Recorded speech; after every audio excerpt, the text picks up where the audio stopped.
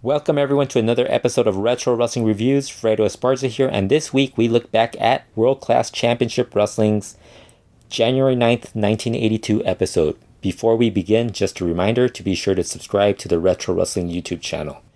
This episode of World Class was taped on December 20th, 1981 at the Sportatorium in Dallas, Texas. Gene Goodson is joined by Fritz von Erich on commentary this week. Mark Lawrence is the ring announcer. The very first match is Captain Frank Dusek beating Raul Castro after a DDT. Dusek is accompanied by Wild Bill Irwin. Match was very short. Castro used his speed against Dusek, but Dusek slowed the match down whenever he was trying to play to the crowd, and he did that throughout. But like I said, this was a very short match. Dusek is really a pretty good heel at this point in time. During the match, Fritz von Erich mentioned that he wants revenge against the Great Kabuki, and he wants it in a Texas death match. Reason for his wanting revenge is that he claimed that he lost 25% of his vision from one of his eyes from the mist that Kabuki spit at him. I thought that was a really cool part of the angle where they kind of kept bringing up the percentage of how much vision has returned for Fritz von Erich's eyes, and this week they had it at 25% that he had lost. That was then followed by Gene Goodson interviewing Jose Lothario and Big Daddy Bundy. Again, Lothario praised Bundy and again compared his strength to that of Andre the Giant. Bundy does a total babyface promo thanking Lothario and the Von Erichs for their help. He mentioned how he came from Alaska and now he's finally making money while in Dallas, Texas. But I think you also get the sense that he's starting to turn, because he starts mentioning how he wanted to change his style, but they weren't letting him do that. They wanted him to continue in the way they taught him. After the interview, we get Wild Bill Irwin beating Jesse Relampago Leon after an elbow drop off the ropes for the pin.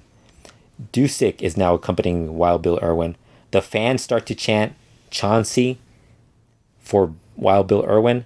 Gene Goodson mentions that the reason the fans are chanting Chauncey is that they found out that Chauncey is Irwin's legal name, but he changed it to Bill, so they kind of got a kick out of just calling him Chauncey.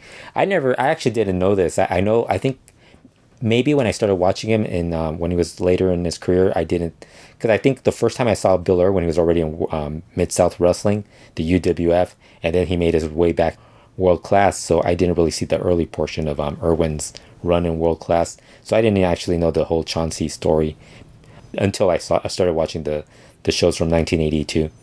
This again was a short match, but it was very competitive, with Leon getting in some offense, but Irwin actually got the bulk of the match and got the win. After that match, there's this really great interview with Gary Hart and the Great Kabuki, where Hart proclaims Kabuki as the greatest athlete in professional wrestling.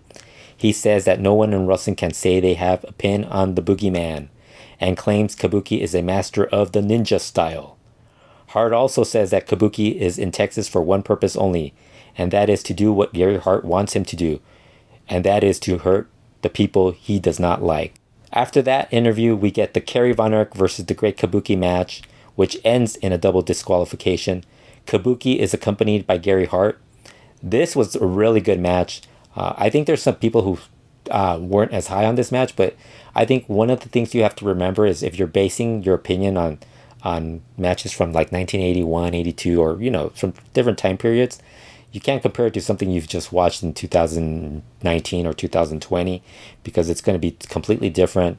Not just the moveset, how the matches work, the pacing. And this match had for the time period, for what it was in the 80s, this was a really good match. Kerry used his strength against Kabuki, but Kabuki mostly used kicks and chops throughout the match. Very early on, Kerry went for the Iron Claw, and Kabuki did whatever he could possible to not get caught in the hold. So whenever, if Kerry would use a power hold, basically Kabuki would spring right back up and go for a kick or a chop, and when he would keep Kerry down, it was usually with a nerve hold. The crowd was very much into this match. They were, obviously this being Kerry Von Erich, they were very loudly in favor of him, and this, I think that also adds to the match. That's one of the problems that that you'll have, if the crowd isn't into a match, and it can lower the fans. It could lower your perception of the match, but the crowd was very much into this, and it added a little more of a heat to the match. There was this really cool spot in the match where Kerry picks up Kabuki with the claw on his stomach and slams him down. He goes for a second claw attempt and tries to lift up Kabuki again, but Gary Hart ends up tripping up Kerry. Fritz von Erich, who is on commentary, gets upset and decides to leave and heads over to the ring side area. Kerry then kicks out of a pin attempt and sends Kabuki to the outside. That leads to Fritz von Erich, Gary Hart, and the Great Kabuki getting into a fight. Referee Branko Lubick heads to the outside to break it up. Kerry goes to the outside to get involved in the brawl. The police get in between everyone and tries to... Basically, they have kind of like security guards, but it's actually like the police ringside. So they're kind of trying to keep everyone apart. The match ends up being a double disqualification, which upsets Fritz von Erich, and he starts yelling at the referees and tells them that Kerry should have been awarded the win. But like I said, this was a really good brawl. Kerry von Erich is a really good babyface, and the Great Kabuki is an awesome heel. So this just was one of those matches that I would say this is one of the better matches from 1982, just as far as TV goes. I think that's the other thing I should mention, that there's a very different feel to TV matches from that time period, because you could tell back then they weren't really giving you all these amazing matches. You usually had one or two maybe even none sometimes. But if you got one good match on television, it was automatically something you definitely would want to remember. And this was one of the better matches from television in 1982. After that match, we get Kevin von Erich beating Carlos Zapata with a body scissors submission hold. I should probably mention that since this gets brought up all the time with Kevin von Erich, is that this was actually back then. Most fans are familiar with Kevin von Erich wrestling barefoot, but he actually wore wrestling boots early in his career, and that actually changed a few weeks into 1982. In this match, he's still wearing wrestling boots, and we'll probably get into it later, because as we go along, there's actually it becomes this story within World Class with the announcers pointing out that he doesn't have any that he's wrestling barefoot, which I was very indifferent to it, but for whatever reason, this really captivated the interest of the fans. And they had to come up with a reason why, and Kevin even comes up with why he is wrestling barefoot. But at this point in time, he's not wrestling barefoot. He's actually wrestling with boots, which also is another thing that kind of surprised me, because, again, most of my time watching World Class, Kevin was wrestling barefoot. This was a short match, and Kevin dominated most of it. Honestly, it was very short. After that match, we get a tag team match. Armand Hussein and Killer Tim Brooks versus Jose Lothario and Tom Boogaloo Shaft. And this ends in a time limit draw as TV time is running out.